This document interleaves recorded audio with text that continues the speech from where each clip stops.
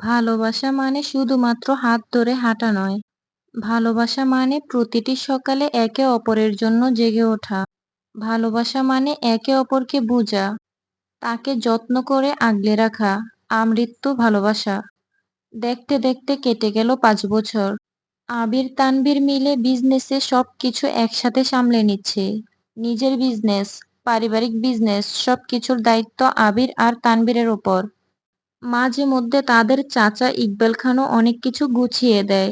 আলী আহমদ খান আর মোজাম্মেল খান সম্পূর্ণ রেস্টে। এখন তারা নাতি নাতনিদের সাথে সময় কাটান, বাসায় থাকেন সব সময়। অন্যদিকে মেঘ বন্যা মিলে সংসারের দায়িত্ব অনেক আগেই নিয়ে নিয়েছে। মালিহা হালিমা আকলিমা খান কাউকে রান্নাঘরের সামনে আসতে দেয় না। দুইজন মিলে সবকিছু আগলে রাখে। সবার যত্ন নেয়, পছন্দ অপছন্দ সবকিছু দেখাশোনা করে, যাকে বলে পুরোদমে সংসারী। অন্যদিকে আহিয়ান আহিয়া ত্রিধাও স্কুলে ভর্তি হয়েছে। আহিয়ান আহিয়া এখন একই ক্লাসে পড়ে, আর ত্রিধা ও তাদের সাথে স্কুলে যায়। সকালের শুরুটা হলো মিষ্টি রোদ আর হালকা হাওয়ায়। মেঘের চোখে আলো লাগতেই ঘুম ভাঙল। পাশ ফিরে তাকাতেই আবিরের শান্ত মুখ, ঘুমের মাঝে মৃদু হাসি। মেঘ মুগ্ধ দৃষ্টিতে তাকিয়ে রইল কিছুক্ষণ। এই মানুষটিকে দেখতে দেখতে কত বছর কেটে গেল, তবুও প্রতিদিন নতুন করে মনে হয় এ যেন প্রথম দেখা, প্রথম ভালোবাসা। মেঘ নিচে নামলো, রান্নাঘরে গিয়ে দেখলো বন্যা রান্নার কাজ শুরু করে দিয়েছে। এক পাশে চা, অন্য পাশে বাচ্চাদের টিফিন রেডি করেছে। মেঘ রান্নাঘরে গিয়ে বন্যার সাথে খুনসুটি করে রান্নার কাজে সাহায্য করা শুরু করলো। এর মধ্যে আহিয়া ত্রিধা আহিয়ান উপর থেকে নিচে এসে ডাকাডাকি করছে, তাদের রেডি করে দেওয়ার জন্য স্কুলের সময় হয়ে যাচ্ছে। এর মধ্যে হঠাৎ আহিয়া এসে পিছন থেকে মায়ের গলা জড়িয়ে ধরলো, আমার চুল বেনি করে দাও, দেরি হয়ে যাচ্ছে। আহিয়ার চুলগুলো হয়েছে ঠিক মেঘের মতো লম্বা চুল, যা সামলানো আহিয়ার জন্য একটু কষ্ট হয়ে যায়। কিন্তু চুলের প্রতি তার ভালোবাসাও কম নয়। মেঘ বলল, তুমি সোফায় বসো, আমি আসতেছি। ত্রিধাও বলল, আমাকে চুল বেঁধে দাও বড়ম্মু। মেঘ ত্রিধার একদিকে ফুপি, অন্যদিকে জেঠিমা, সেই জন্য ত্রিধা মেঘকে বড় আম্মু আর আবিরকে বড় আব্বু বলে ডাকে। আহিয়া আহিয়ান ও তানবীরকে ছোট আব্বু আর বন্যাকে মামুনি বলে ডাকে। এই 3 ছেলে মেয়ে খানবাড়ির চোখের মণি, সকলের আদরের। তাদের দুষ্টুমি জগরাতে ভরে ওঠে খানবাড়ি।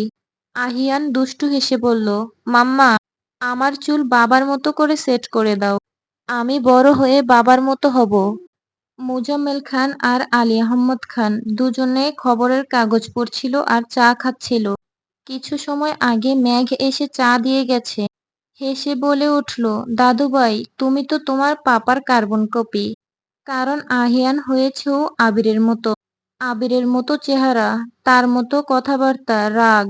দেখে মনে হবে ছোট আবির, কিন্তু হয়েছে আবিরের মতো যত্নশীল, দায়িত্ববান।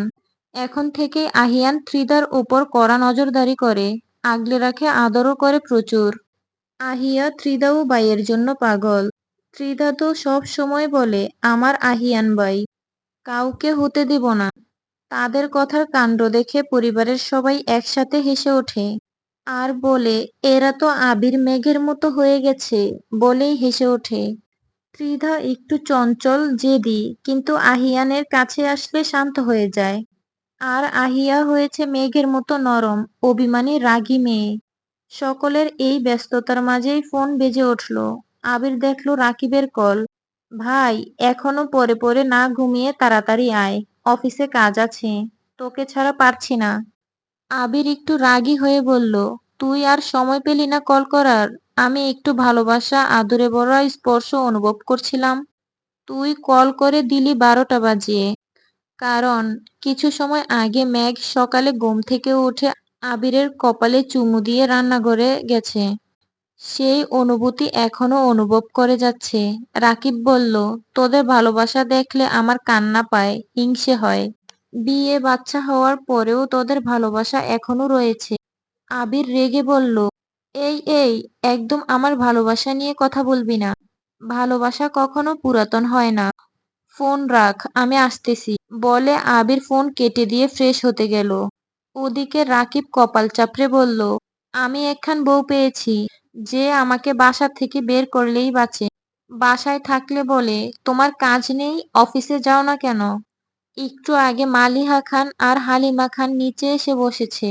মালিহা খান এখন বেশি চলাফেরা করতে পারে না হাঁটুর ব্যথার কারণে। হালিমা খানের শরীরও আগের মতো নেই, মাঝে মধ্যে অসুস্থ থাকেন। এর মধ্যে আবির তানভীর দুই ভাই রেডি হয়ে নিচে চলে এসেছে সকালের খাবারের জন্য। খেয়ে চলে যাবে। অফিসে যাওয়ার পথে তিন ছেলে মেয়েকে স্কুলে নামিয়ে তাদের কাজে চলে যায়। স্কুল ছুটির পর বাড়ির গাড়ি পাঠিয়ে দেওয়া হয়, একসাথে চলে আসে। বন্যা মেঘ দুজনেই টেবিলে খাবার গুছিয়ে দিয়েছে, বাচ্চারাও খেতে বসেছে। মালিহা হালিমা খান বন্যা মেঘকে দেখে হেসে বললেন, মেয়ে দুটো আমাদের ঘর সংসারটাকে কেমন যত্নে আগলে রেখেছে। হালিমা খান এক সপ্তাহ হলো বাইয়ের বাসায় গিয়েছে। ছেলে মেয়ে দুইজন তাদের সংসারের কাজে ব্যস্ত। ইকবাল খান 1 মাসের মতো হলো ঢাকার বাইরে থাকে বিজনেসের কাজে। আদি পড়াশোনার সুবাদে জাপানে থাকে, পড়াশোনা শেষের দিকে, কয়েক মাসের মধ্যে শেষ হয়ে যাবে। মিমেরও বিয়ে হয়েছে আরিফ ফুফাতো ভাইয়ের সাথে। তাদের বিয়ে হয়েছে 5 বছর হলো। তাদেরও একটা ফুটফুটে মেয়ে সন্তান হয়েছে। মেয়ের বয়স 2 বছর। মেয়ের নাম তিশা।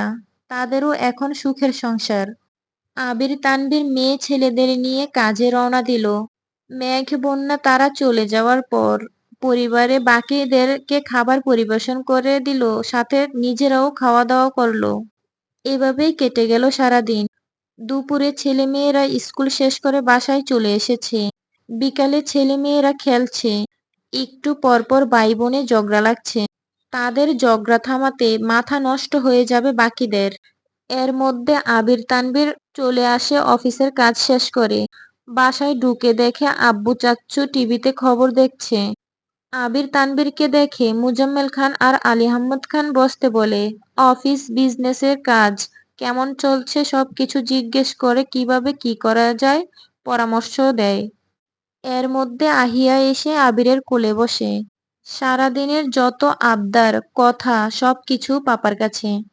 এখন তার আবদার হচ্ছে সামনে শুক্রবার বন্ধর দিন, তাদেরকে দূরে কোথাও ঘুরতে নিয়ে যেতে হবে। সাথে পরিবারের বাকিদের যেতে হবে, মানে ফ্যামিলি ট্যুর। সাথে আহিয়ান ত্রিদা ও যোগ দিয়েছে।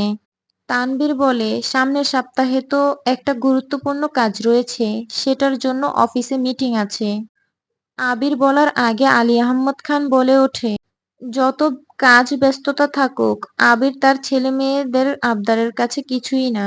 সাথে সাথে মুজাম্মেল খান হেসে বলল, আগে যেমন মেঘের আবদারের কাছে বাকি সব কিছু তুচ্ছ ছিল। এই কথা শুনে পরিবারের সকলে হেসে দিল। আবির বলল, এখনো মেঘ আমার কাছে আগের মতো গুরুত্বপূর্ণ। তার আবদার সবকিছু আমার কাছে স্পেশাল।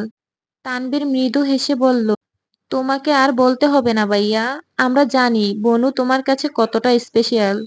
তানভীর আবিরের কথা শুনে মেঘ মিটি মিটি হাসছে। পাশে দাঁড়িয়ে বন্যাও মজা নিচ্ছে, সাথে মেঘকে খোঁচা দিচ্ছে। আহিয়া বলল, পাপা নিয়ে যাবে ঘুরতে আমাদেরকে? আবির বলল, নিশ্চয়ই নিয়ে যাব। আগে তোমরা সিদ্ধান্ত নাও কোথায় ঘুরতে যেতে চাও, তারপর পাপা তোমাদের নিয়ে যাবে। আহিয়া আবিরকে জড়িয়ে ধরল। ধন্যবাদ পাপা বলে দৌড়ে গেল খেলতে। এভাবে কেটে গেল আড্ডা, খুনসুটিতে ভরা সন্ধ্যা।